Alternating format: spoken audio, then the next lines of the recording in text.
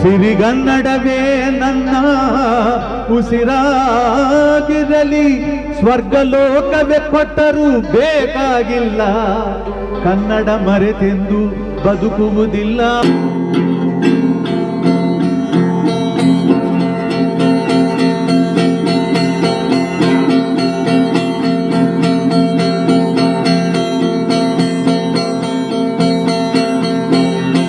ಮನಸ್ಸು ಮಗುಧರ ಪ್ರೀತಿಯಲಿ ಹರಸೋ ಹಸುಧರ ನಾಗದಲ್ಲಿ ಜಗಕೂಗೋ ಜನನಿ ಜೀವದ ಜೀವತಾಯಿ ಬ್ರಹ್ಮ ವಿಷ್ಣು ಶಿವಾಯದೆ ಹಾಲು ಕುಡಿದರು ಅಮ್ಮ ನೀನೇ ದೈವ ಅಂತ ಕಾಲು ಮುಗಿದರು. ಕನ್ನಡವನ್ನು ನುಡಿಯಾಡಿಸುವ ಶಕ್ತಿ ನಾಗೇಂದ್ರ ಪ್ರಸಾದ್ ಅವರಿಗೆ ಬಂದಿರೋದಕ್ಕೆ ನಾನು ವಿಶೇಷವಾದ ಅಭಿನಂದನೆಗಳನ್ನು ನಿಮ್ಮೆಲ್ಲರ ಪರವಾಗಿ ಹೇಳ್ತೀನಿ. ಕವಿರತ್ನ ಸಾರ್ಥಕ ಸುವರ್ಣ ಈ ಒಂದು ಕಾರ್ಯಕ್ರಮವನ್ನು ಆಯೋಜಿಸಿದಂಥ ವೀರಕಪುತ್ರ ಶ್ರೀನಿವಾಸರವರಿಗೆ ಮತ್ತು ಅದಕ್ಕೆ ಸಂಬಂಧಪಟ್ಟ ಎಲ್ಲರಿಗೂ ಅನಂತ ಧನ್ಯವಾದಗಳು. ಒಂದು ಸಾಹಿತ್ಯವನ್ನ ವಿಮರ್ಶಾತ್ಮಕವಾಗಿ ನೋಡುವ ಅಥವಾ ಇಲ್ಲಿ ಇರುವ ಹಿರಿಯರ ಹಾಗೆ ಸಾಹಿತ್ಯ ಕ್ಷೇತ್ರದಲ್ಲಿ ಇರುವ ಅನುಭವ ನಾವು ತುಂಬಾ ಕಮ್ಮಿ. ಒಬ್ಬ ಅಭಿಮಾನಿಯಾಗಿ, ಒಬ್ಬ ಗೆಳೆಯನಾಗಿ ಅವರ ಗೆಳೆತನ ಸಿಕ್ಕಿರೋದು ನನ್ನ ಪುಣ್ಯ ಅಂತ ನಾನು ಭಾವಿಸ್ತೀನಿ. ನಾಗೇಂದ್ರ ಪ್ರಸಾದ್ ಅವರ ಸಾಹಿತ್ಯವನ್ನ ಕೇಳಿ ಮೆಚ್ಚಿ ಅದನ್ನ ಆ ಸಾಹಿತ್ಯದಲ್ಲಿರುವ ಎಷ್ಟೋ ಸಾಲುಗಳನ್ನ ನಾವು ಕೂಡ ಫಾಲೋ ಮಾಡುವಷ್ಟು ಪ್ರಭಾವ ಬೀರಿದಂತ ಸಾಹಿತಿ ಅಂದ್ರೆ ಅದು ನಾಗೇಂದ್ರ ಪ್ರಸಾದ್ ಸರ್ ಅವರು. ಹಂಸಲೇಖ ಸರ್ ಅವರು ಒಂದು ಮಹಾಸಾಗರ ಆದ್ರೆ ನಾಗೇಂದ್ರ ಪ್ರಸಾದ್ ರವರು ವಿಶೇಷವಾದ ಸಾಗರ. ಅವರಲ್ಲಿರುವ ಆ ಒಂದು ಸಾಗರದ ಒಳಗಡೆ ಬಹಳಷ್ಟು ವಿಶೇಷತೆ ಇದೆ, ಬಹಳಷ್ಟು ಆಯಾಮ ಇದೆ. ಅಂದ್ರೆ ಪ್ರತಿ ಸಾರಿ ಅವರ ಹಾಡುಗಳಲ್ಲಿ ಬಳಸುವ ಪದಗಳು ತುಂಬಾ ಒಂದು ಹಾಡಿನಲ್ಲಿ ಬಳಸಬಹುದಾದಂತ ಪದನ ಇದು ಅನ್ನೋದನ್ನ ತುಂಬಾ ಸೊಗಸಾಗಿ ಬಳಸ್ತಾರೆ. ಉದಾಹರಣೆಗೆ ಅವನನ್ನು ನೋಡಿದ ಕೂಡಲೇ ಹರಡಿತು ಪ್ರೀತಿಯ ಕಾಯಿಲೆ. ಅಂದ್ರೆ ಕಾಯಿಲೆ ಅನ್ನೋ ಒಂದು ಪದವನ್ನು ಕೂಡ ಸಾಹಿತ್ಯದಲ್ಲಿ ಒಂದು ಹಾಡಿನಲ್ಲಿ ತುಂಬಾ ಸುಮಧುರವಾಗಿ ಬಳಸಬಹುದು ಅನ್ನೋದಕ್ಕೆ ಅದರದ್ದು ಸುಮಾರು ಎಕ್ಸಾಂಪಲ್ಸ್ ಅವರ ಹಾಡುಗಳಲ್ಲಿ ನಮಗೆ ಸಿಗ್ತಾ ಹೋಗುತ್ತೆ. ಹಂಸಲೇಖ ಸರ್ ಅವರು ತುಂಬಾ ಪ್ರೀತಿಯಿಂದ, ಅಂದ್ರೆ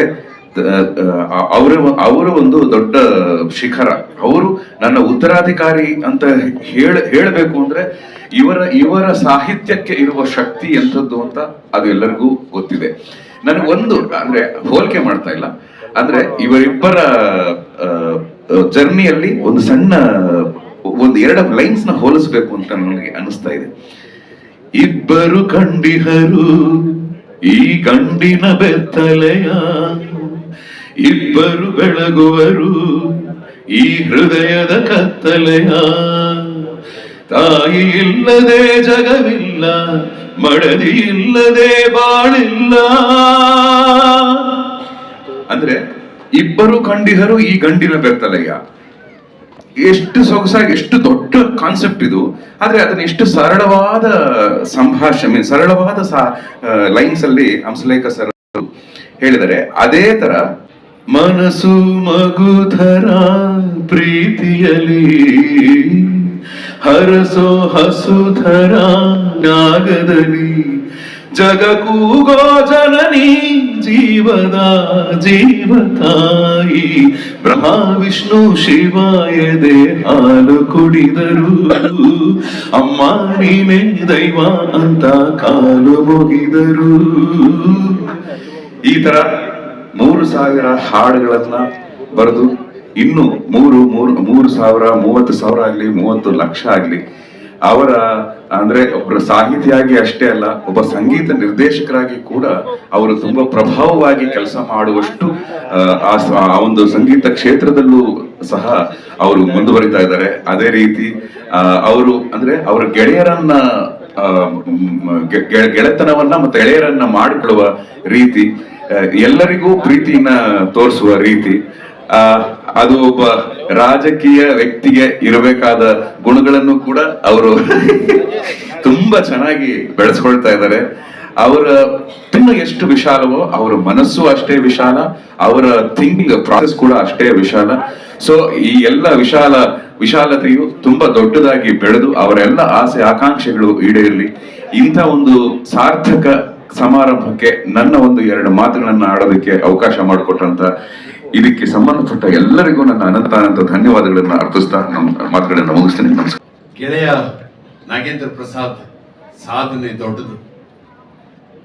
ಅಭಿನಯ ರಂಗದಲ್ಲಿ ವಿದ್ಯಾರ್ಥಿಯಾಗಿದ್ದ ಕಾಲದಲ್ಲಿ ಆಗ ದೊಡ್ಡ ಹುಡುಗ ಆಗಿದ್ದವರು ಈಗ ನಾಯಕ ನಟರಾಗಿದ್ದಾರೆ. ದೇವರ ಹೆಸರಿನಲ್ಲಿ ಪ್ರಮಾಣ ಮಾಡುವ ಹಾಗಾಗಿದ್ದಾರೆ. ಈ ಬೆಳವಣಿಗೆಯ ಹಾದಿ ಇದೆಯಲ್ಲ, ಈ ಪ್ರಯಾಣ ಇದೆಯಲ್ಲ, ಅದು ತುಂಬಾ ಕುತೂಹಲಕಾರಿಯಾದ್ದು ಮತ್ತು ಯಾರೇ ಆದರೂ ಮೆಚ್ಚಿಕೊಳ್ಳುವಂತಹದ್ದು. ಆರಂಭದ ದಿವಸಗಳಲ್ಲಿ ಅವರು ಬರೆದ ಪದ್ಯಗಳು ಒಂತರಹ ಅನುವಾದದ ಹಾದಿಯಲ್ಲಿತ್ತು. ಆನಂತರ ಅವರು ಕಟ್ಟಿದ ಪದ್ಯಗಳು ಎಷ್ಟು ಶಕ್ತಿಯುತವಾಗಿದ್ವು ಅಂತಂದ್ರೆ, ಅದನ್ನ ಸುಮ್ಮನಿದ್ರೆ ಶಾಕುತ್ಲೆ ಸಿಕ್ಬಿಟ್ಲು ಅನ್ನುವಂತ ಹಾಡಿರಬಹುದು, ಅಥವಾ ಸಲಾಂ ಲಾಲ್ ಸಲಾಂ ಅನ್ನುವಂತಹ ಒಂದು ಹಾಡಿರಬಹುದು. ಈ ಹಲವಾರು ಉದಾಹರಣೆಗಳನ್ನು ಕೊಡಬಹುದು. ಈಚೆಗೆ ಬಂದಿರುವ ಹಾಡುಗಳನ್ನು ಸೇರಿಸಿ ಹಲವು ಉದಾಹರಣೆಗಳನ್ನು ಕೊಡಬಹುದು. ತುಂಬಾ ಸಲೀಸಾಗಿ ಸುಲಭವಾಗಿ ಪದ್ಯವನ್ನು ಕಟ್ಟುವ ಶಕ್ತಿ ಇದೆಯಲ್ಲ, ಅದು ಎಲ್ರಿಗೂ ಒಲಿದು ಬರಲ್ಲ. ಹಾಗೆ ಕನ್ನಡವನ್ನ ನುಡಿಯಾಡಿಸುವ ಶಕ್ತಿ ನಾಗೇಂದ್ರ ಪ್ರಸಾದ್ ಅವರಿಗೆ ಬಂದಿರೋದಕ್ಕೆ ನಾನು ವಿಶೇಷವಾದ ಅಭಿನಂದನೆಗಳನ್ನು ನಿಮ್ಮೆಲ್ಲರ ಪರವಾಗಿ ಹೇಳ್ತೀನಿ. 3000 ಹಾಡು ಬರೆಯೋದು ಸುಲಭ ಏನಲ್ಲ. 3000 ಹೊಸ ಹಾಡಾಗಿರ್ಬೇಕಲ್ಲ, ಹಿಂದೆ ಬರೆದಿದ್ದರ ಪುನರಾವರ್ತನೆ ಆಗ್ಬಾರ್ದಲ್ಲ. ಹೇಗಾಗ್ಬಿಡುತ್ತೆ ಎಷ್ಟೋ ಸಲ ಅಂತಂದ್ರೆ, ನಾವು ಬರೆದಿದ್ದನ್ನ ನಮಗೆ ಓದಿತ್ತೋ ಇದೆ ಅಲ್ಲಿ ಬರ್ದಿದ್ನಲ್ಲ, ಇದು ಇಲ್ಲಿ ಬರ್ದಿದ್ನಲ್ಲ ಅಂತ ಅನ್ಸೋಕ್ ಶುರು ಆಗ್ಬಿಡುತ್ತೆ. ಅದನ್ನ ದಾಟಿ ಹೊಸ ಸಾಲೊಂದನ್ನ ಕಟ್ಟೋದು ನಿಜವಾಗ್ಲೂ ಕಷ್ಟದ ಕೆಲಸ. ಆ ಕೆಲಸವನ್ನ ನಿರಂತರವಾಗಿ ಮಾಡ್ತಾ ಕನ್ನಡವನ್ನು ಕಟ್ಟುವ ಕೆಲಸ ಮಾಡ್ತಿರುವ ಗೆಳೆಯ ಕಾಮ್ರೇಡ್ ನಾಗೇಂದ್ರ ಪ್ರಸಾದ್ಗೆ ಧನ್ಯವಾದಗಳು. ಮತ್ತು ಬಂಧುಗಳೇ, ನಾವು ಮೆಚ್ಚಿಕೊಳ್ಳಬೇಕಾದ ಮತ್ತೊಂದು ವಿಶೇಷವಾದ ವಿಷಯ ಇದೆ. ಒಬ್ಬ ವ್ಯಕ್ತಿಗೆ 50 ವರ್ಷ ಆಗೋದು ಬಹಳ ಮುಖ್ಯ ಅಲ್ಲ. 50 ವರ್ಷ ಬಹಳ ಜನಕ್ಕಾಗುತ್ತೆ. ನಿಮ್ಮ ಎದುರಿಗೆ ನಾನೇ ಇದ್ದೀನಿ, 50 ಎಲ್ಲ ದಾಟಿ 60 ದಾಟಿರೋ. ಆದರೆ ಈ 50ರ ಒಳಗೆ ಅವರು ಮಾಡಿರುವ ಸಾಧನೆಯ ಹೆಜ್ಜೆಗಳು ಎಷ್ಟು ಶಕ್ತಿಯುತವಾದದ್ದು, ಅದು ಏನು ಮಾಡಿತು ಒಟ್ಟು ನಮ್ಮ ನಾಡಿಗೆ ಅನ್ನೋದು ಬಹಳ ಮುಖ್ಯ ಆಗ್ತದೆ.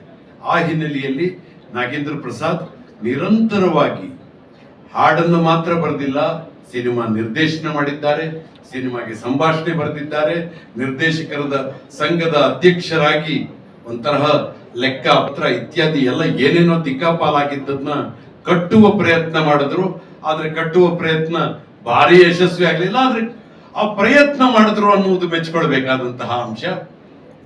ಇದೆಲ್ಲ ಆದ್ಮೇಲೆ IPRS ಗೆ ಸಂಬಂಧಪಟ್ಟ ಹಾಗೆ ಕನ್ನಡದ ಎಲ್ಲ ಬರಹಗಾರರನ್ನ, ಸಂಗೀತಗಾರರನ್ನ ಆ ಪಟ್ಟಿಯೊಳಗಡೆಗೆ ತರೋದಕ್ಕೆ ಅವರು ಮತ್ತೆ ನನ್ನನ್ನು ಸೇರಿದ ಹಾಗೆ ಹಲವರಿಗೆ ಕರೆ ಮಾಡಿ ನೀವು ತಕ್ಷಣ ನೋಂದಾಯಿಸಿಕೊಳ್ಳೋ ಕ್ರಮ ಹೇಗೆ ಅನ್ನೋದನ್ನ ಹೇಳ್ತಾ ಹಲವರ ಬದುಕಿಗೆ ದಾರಿಯಾಗಿದ್ದಾರೆ. ಯಾಕೆಂದ್ರೆ ಸಿನಿಮಾಗೆ ಡೈಲಾಗ್ ಬರೆದಿರ್ತೀವಿ, ಅದಕ್ಕೆ IPRS ಗೆ ನೋಂದಣಿ ಆಗಿರೋದೇ ಇಲ್ಲ ಎಷ್ಟೋ ಜನ, ಅಥವಾ ಇನ್ಯಾರೋ ಸಿನಿಮಾಗೆ ಹಾಡು ಬರೆದಿರ್ತಾರೆ, IPRS ನೋಂದಣಿ ಮಾಡ್ಕೊಂಡಿರೋಲ್ಲ. ಹಾಗೆ ನೋಂದಣಿ ಮಾಡ್ಕೊಳ್ದೇ ಇರೋದ್ರಿಂದ ಎಲ್ಲೋ ಆ ಹಾಡು ಪ್ರಸಾರವಾದಾಗ, ಎಲ್ಲೋ ಆ ಸಿನಿಮಾ ಪ್ರಸಾರವಾದಾಗ ಬರುವ ರಾಯಲ್ಟಿಯ ಹಣ ಆ ಲೇಖಕನಿಗೆ ಸಿಗದೆ ಹೋಗ್ಬಿಡುತ್ತೆ. ಅದು ಸಿಗುವ ಹಾಗೆ ಮಾಡುವಲ್ಲಿ ಒಂದು ಸಂಘಟನಾ ಶಕ್ತಿಯಾಗಿ ಕೂಡ ನಾಗೇಂದ್ರ ಪ್ರಸಾದ್ ಕೆಲಸ ಮಾಡಿದ್ದಾರೆ, ಮಾಡ್ತಾ ಇದ್ದಾರೆ. ಹೀಗಾಗಿ ನಾನು ನಾಗೇಂದ್ರ ಪ್ರಸಾದ್ ಅವರಿಗೆ ಇವತ್ತು ಸಾರ್ಥಕವಾದ್ದು ಅಂತ, ಹಾಗಾಗಿಯೇ ಎಲ್ಲೂ ಕೂಡ ಸಾರ್ಥಕ ಸುವರ್ಣ ಅಂತ ಕರೆದಿದ್ದಾರೆ. ಚಿನ್ನದ ಹೆಜ್ಜೆಗಳು, ಹಾಗಾಗಿ ಬಂಗಾರದ ಹೆಜ್ಜೆ, ವಜ್ರದ ಹೆಜ್ಜೆಯೂ ಆಗಲಿ, 75 ಆದಾಗ ನಾವು ಹೀಗೆ ವೇಷ್ಟು ಜೊತೆಗೆ ಕೂತು ನಿಮ್ಮನ್ನ ಕೊಂಡಾಡುವ ಹಾಗೆ ಆಗಲಿ ಅಂತ ಹೇಳ್ತಾ ಬಂದಿರುವ ಎಲ್ರಿಗೂ ಧನ್ಯವಾದ ಹೇಳ್ತಾ ನಾಗೇಂದ್ರ ಪ್ರಸಾದ್ ಅವರು ಈ ಕೆಲಸವನ್ನು ನಿರಂತರವಾಗಿ ಮಾಡಲಿ ಅಂತ ಹಾರೈಸ್ತಾ ನನ್ನ ಮಾತುಗಳನ್ನು ಮುಗಿಸ್ತೀನಿ. ಸತ್ಯವಿದು ಕನ್ನಡ ನಾಡಲಿ ಹುಟ್ಟಲು ಪುಣ್ಯವು ಬೇಕು, ದೇವರ ದಯೆಯಿಂದಲಿ ಈ ಭಾಗ್ಯವು ದೊರೆತರೆ ಸಾಕು.